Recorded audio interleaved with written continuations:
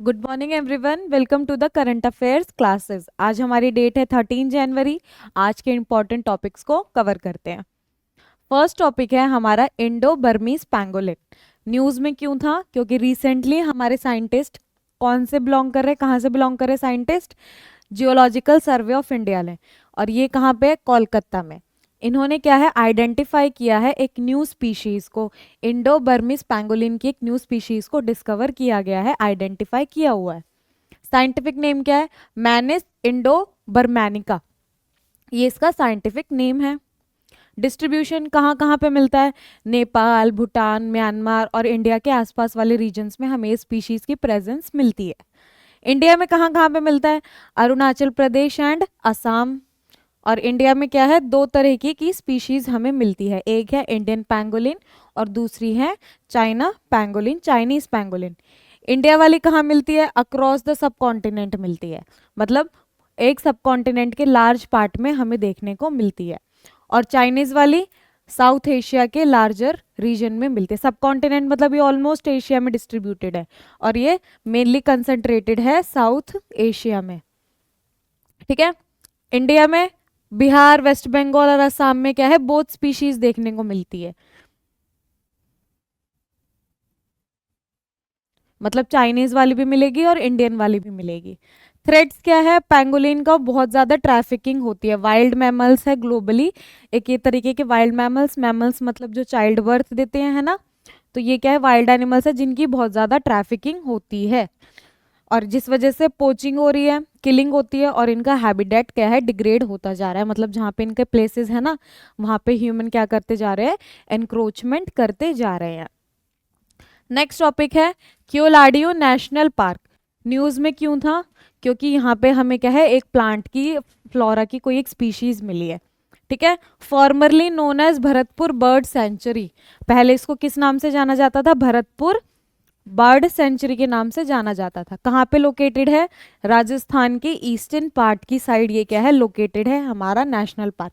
Vegetation, vegetation में क्या क्या मिलेगा? ड्राई डेसिडियस टाइप मिलता है, मीडियम साइज ट्रीज मिलेंगे एंड श्रब्स भी हमें यहाँ पे देखने को मिलते हैं।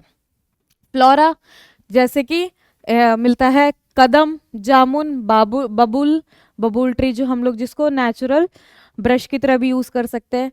कांदी, बेर, कयर एंड पिल्लू, ये क्या है, फ्लोरास की डाइवर्सिटी है। फौना में हमें क्या क्या मिलेगा?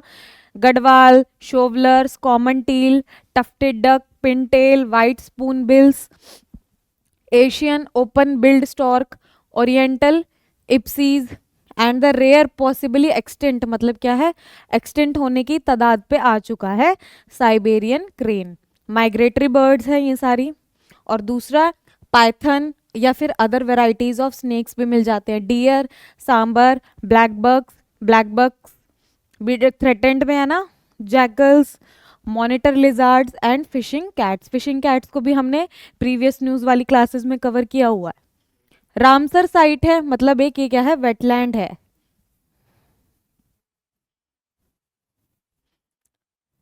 ठीक है। Also UNESCO world heritage site, ये साथ में क्या है, यूनेस्को की एक वर्ल्ड हेरिटेज साइट भी है, मतलब इसको यूनेस्को के अंडर प्रिजर्व किया गया है। नेशनल इंपॉर्टेंस है क्योंकि इसकी। थर्ड टॉपिक है हमारा animal welfare board of India, AWBI। News में क्यों था? क्योंकि recently animal welfare board of India और हमारा नालसा यूनिवर्सिटी लॉ हैदराबाद ने क्या किया है, एक मेमोरेंडम ऑफ अंडरस्टैंडिंग साइन किया है।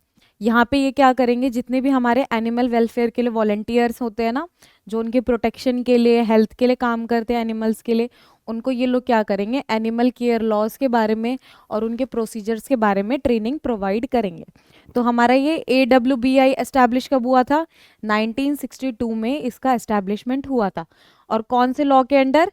Prevention of cruelty to animals act 1960। जब भी किसी बॉडी का एस्टैब्लिशमेंट किसी लॉ के अंडर होता है तो उसको हम लोग क्या बोलते हैं? Statutory body. तो ये क्या है, एक स्टैट्यूटरी बॉडी है।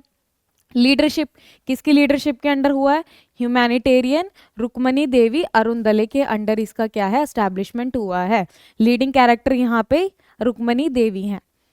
कॉम्पोजिशन बोर्ड में क्या है, 28 मेंबर्स हैं, जिसमें से 6 मेंबर्स पार्लियामेंट के मेंबर्स होते हैं और उसको भी फर्दर ब्रेक डाउन करें तो इन 6 में से 2 राज्यसभा से आते हैं और 4 लोकसभा से आते हैं। टर्म ऑफ ऑफिस 3 साल के लिए क्या है, चेयर को संभालते हैं और फंक्शंस क्या करते हैं, enforcement of animal welfare laws को ओवरसी करते हैं कि मतलब जो भी लॉज बनाए हैं वो प्रॉपरली इंप्लीमेंट हो रहे हैं कि नहीं हो रहे, ट्रैकिंग करते हैं। Grant to animal welfare organization, मतलब जो एनिमल वेलफेयर के लिए काम करने के लिए हमें पैसों की फंड्स की ज़रूरत होती है ना, तो वो ग्रांट्स प्रोवाइड करते हैं। और साथ में गवर्नमेंट ऑफ इंडिया को क्या है, एनिमल के ऊपर इश्यूज़ के बारे में एडवाइस भी प्रोवाइड करते हैं। तो एक तरीके से ये एडवाइजरी बॉडी भी है क्योंकि एडवाइस प्रोवाइड कर रही है गवर्नमेंट ऑफ इंडिया को। नेक्स्ट टॉपिक है हमारा मोडवेत फेस्टिवल। न्यूज़ में क्यों था, क्योंकि एक तोडा ट्राइब है, ओल्डेस्ट द्रविडियन एथनिक ग्रुप है। तो हमारा जो तोडा ट्राइब है वो क्या है, ओल्डेस्ट है। किस चीज़ में ओल्डेस्ट है, द्रविडियन एथनिक ग्रुप में। और ये कहाँ पे मिलते हैं हमें, नीलगिरी हिल्स ऑफ तमिलनाडु में हमें ये प्रेजेंट्स इनकी देखने को मिलती है। सेलिब्रेट किया है उन्होंने अपना ट्रेडिशनल मोदवेट फेस्टिवल, और ये क्या करता है फेस्टिवल, न्यू ईयर को मार्क करता है, मतलब न्यू ईयर को ये लोग क्या है सेलिब्रेट करते हैं। कहाँ पे सेलिब्रेट करते हैं, मूनपुर टेम्पल, मुथानंद मुंड village located in the Nilgiri district. ठीक है, सदर्न लैंग्वेज है, द्रविडियन लैंग्वेज है, तो थोड़ा प्रोनाउंसिएशन में डिफरेंस आ सकता है। प्रेयर्स की जाती है और यहाँ पे डीटी मतलब भगवान कौन है, हमारे थेनकेश अम्मान। और यहाँ पे इनके लिए क्यों प्रेयर कर रहे हैं, गुड हेल्थ के लिए, रेन आए ताकि एग्रीकल्चर को हमें क्या है बढ़ावा मिले, और साथ में बाउंटीफुल हार्वेस्ट हो कमिंग ईयर में, मतलब अच्छी हार्वेस्ट हो, फसल अच्छी तरीके से उगे। Todas are classified as particularly vulnerable tribal group in Tamil Nadu, PVTG की कैटेगरी में आते हैं। और हमारे यहाँ पे Toda lands are part of Nilgiri biosphere reserve, जो जहाँ पे यहाँ पे नीलगिरी हिल्स में रिसाइड कर रहे हैं ना, वो एरिया कहाँ है, बायोस्फीयर रिजर्व का पार्ट है। और इसको डेजिग्नेट किया गया है international biosphere reserve by UNESCO, मतलब इसको ग्लोबली लेवल पे इंपॉर्टेंस प्रोवाइड की गई है यूनेस्को ने।